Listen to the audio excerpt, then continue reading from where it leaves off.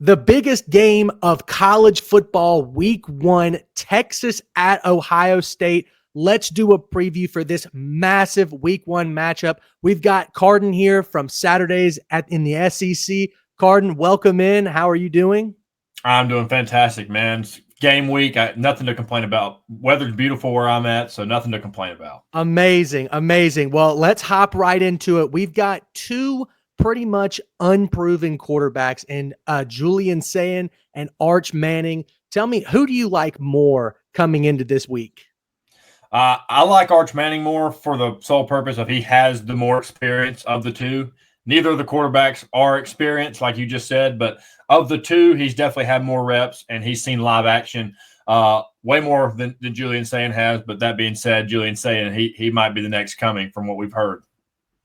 I completely agree. You know, a lot of people talk about Arch Manning's athletic ability and how underrated it is. But like when he's been used at Texas, especially in that Louisiana Monroe game last year, a lot of people saw what he's capable of doing outside the pocket. And to me, that's kind of the factor that I am leaning on when picking which one of the quarterbacks is better. Now, in terms of the defensive matchup here, I think Texas is star-studded. Of course, you have guys like Anthony Hill at middle linebacker, somebody that can fly to the football. Colin Simmons, a beautiful edge rusher, if I say so myself. I mean, maybe top 5 edge rusher in college football, but for sure.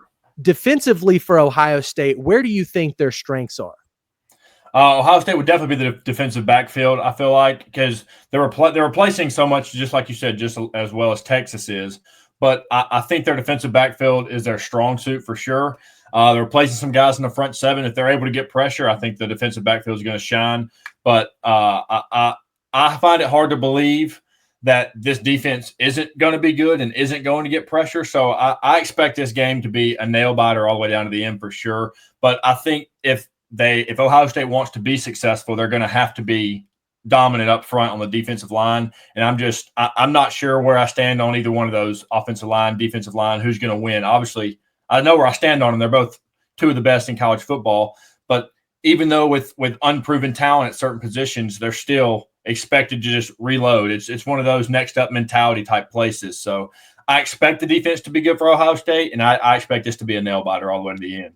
1,000%, a banger of a game this is absolutely going to be. Now, when talking about who the best player on the field is, in my opinion, I mean, it's either Jeremiah Smith or it probably is Caleb Downs, in my opinion. So Ohio State has some big leg ups in terms of, especially in the skill group on either side of the football.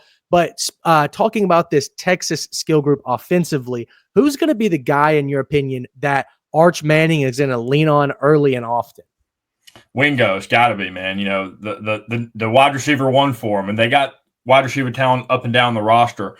But you know, he's got to be your go-to. He's got to be your alpha dog in that wide receiver room, and I think that's who he's going to have to lean on. Obviously, you want to lean on the run game if with an unexperienced quarterback. But if you're talking about who Arch himself is going to lean on, it's got to be Wingo. I completely agree. I think that Arch is going to have ton of his first couple of series. It's going to be pretty much scripted to getting the ball out early and often to his playmakers. The number one thing that you want to do when you're on the road, especially in one of the toughest environments in the horseshoe, you want to get your quarterback confident. And the best way to do that is getting the ball quickly to your playmakers and not allowing Arch to get in there and make a mistake, because I think that could be the nail in the coffin.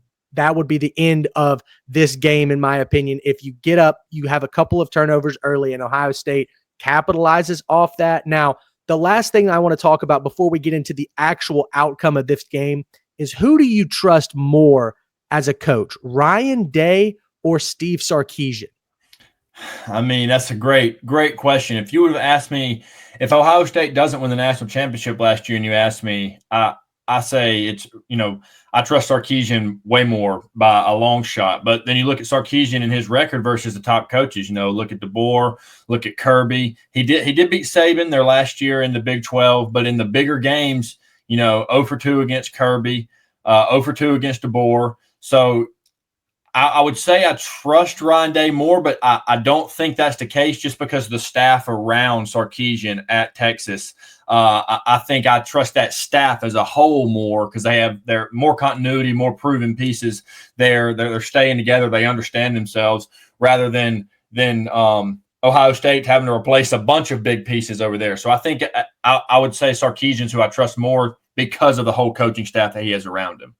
Yeah, now correct me if I'm wrong, but I believe Ryan Day has been a longer tenured coach at Ohio State than Steve Sarkisian's been at Texas. And so I do think Ryan Day had kind of a longer leash here at Ohio State to finally get over that hump and win. And quite frankly, outside, of course, he wins the national championship last year, but he has not beaten Michigan in 4 years in a row. Two of those losses coming in the shoe. Michigan, of course, plants their flag last year. So in terms of the shoe and this Ohio State team, this is not a team that hasn't lost a big game. It's not like they're, the 2015 Alabama team that goes undefeated and then comes into the 2016 season all confident. Yes, this Ohio State team went to the national championship and was able to win it in dominant fashion, but it's not like we haven't seen them bleed. And so I think if Texas can once again step into this moment and prove to the college football world that they're willing to go toe-to-toe with Ohio State,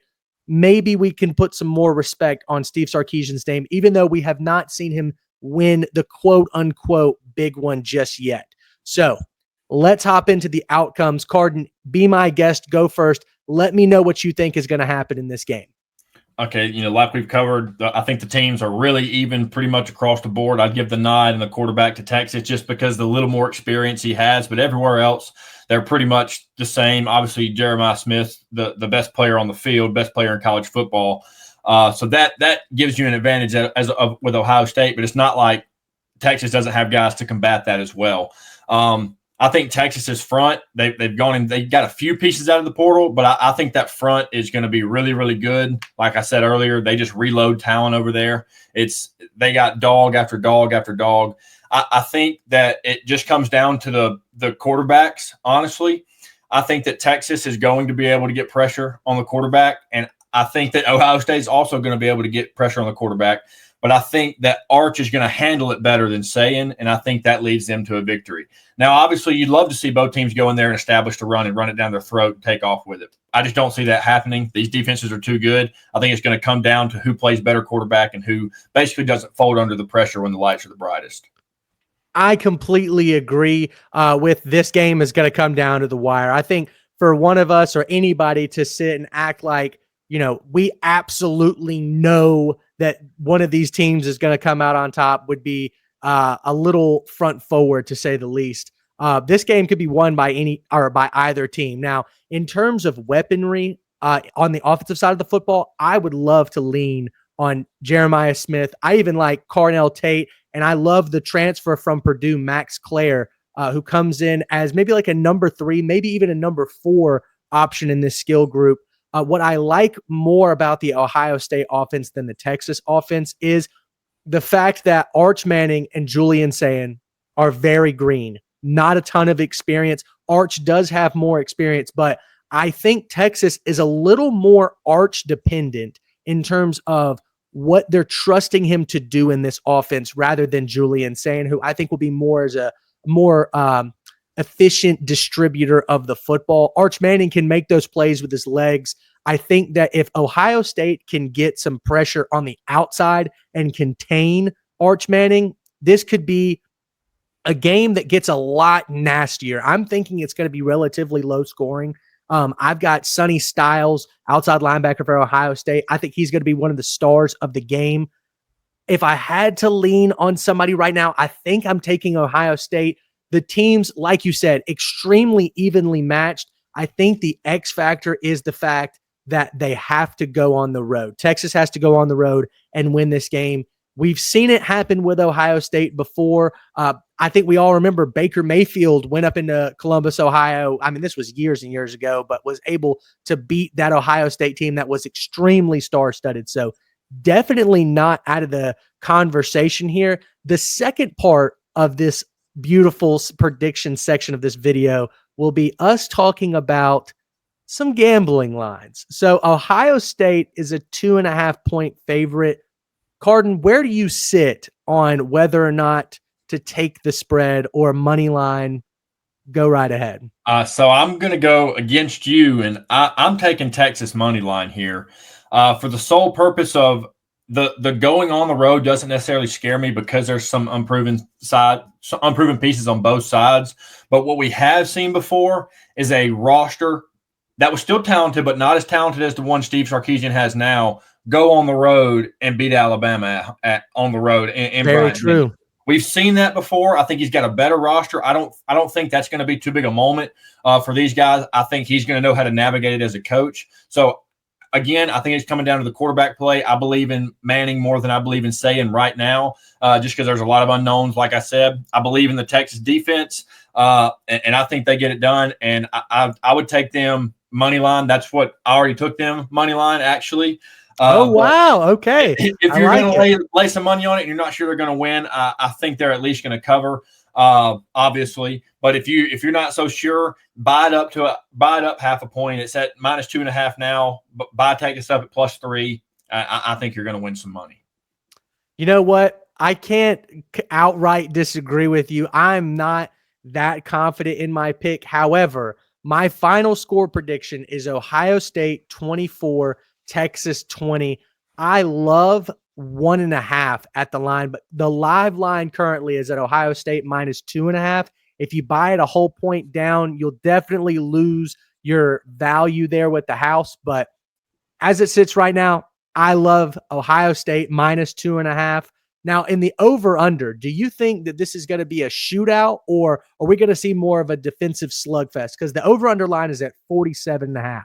I will give you the floor. I think we're going to see a defensive slugfest, but also we could see a defensive slugfest and it go over 47. It could be a final score of 48, and it's a defensive slugfest for sure. And there's a couple big plays here or there. 1 snap or 2 snaps will decide that. But I think for sure it's going to be a defensive game. I think that's what it's going to come down to. I think obviously the better defense is going to win this game outright. But I think that it's definitely going to be a slugfest, both sides. I don't think there's going to be a whole lot of fireworks on the scoreboard. Like I said, in the end, it might go over 47.5. I'm staying away from that line, but I do think that it's going to be a lower scoring game. But it wouldn't shock me if it was 35-35. You know what I mean? Like it going into the fourth quarter. Yeah, I completely agree. I love both defensive both defensive backs units. I like Michael Taft, free safety for Texas. He's had a great story in his college career. I think College Game Day did a great story on him last year ahead of the Michigan game that they played. But I love both secondaries. I don't know if we're going to be able to see Jeremiah Smith be able to take the top off of this Texas secondary. At the same time, Ryan Wego is known for his deep ball efficiency. I don't necessarily know that we'll see him get past Caleb Downs or Jermaine Matthews in the secondary. So I definitely think if this game is going to be won by somebody, it's going to be one of the defensive teams taking the ball away. Turnovers are going to be the true X factor for this game in terms of who wants to win it more. And I don't necessarily know who I trust in that factor, but I kind of like the under 47.5, but kind of like you, I'm staying away from that line as well. It's just a little too low. If it was 50.5, I definitely would take the under, but that 48, 49 point range is just a little too scary for me. So with that being said, Carden, be my guest, take away or go ahead and take the show away. Tell everybody where they can find you on any and all social medias. Yes, you can find us at Saturdays in the SEC. We're on Spotify. We're on Apple Podcast, YouTube, TikTok, Instagram, Twitter. Not Instagram. I'm sorry, Twitter, TikTok, and pretty much anywhere you can listen to podcasts. That's where you can find us. The Saturdays in the SEC. My co-host and I, Cameron Gossett, wasn't able to make it tonight, but I'm hoping that we get to join you a couple times this season. Absolutely. It's been a true pleasure. Thanks for coming in. And thank you guys so much for watching. Be sure to hit the like, subscribe, comment button, and we will see you next time.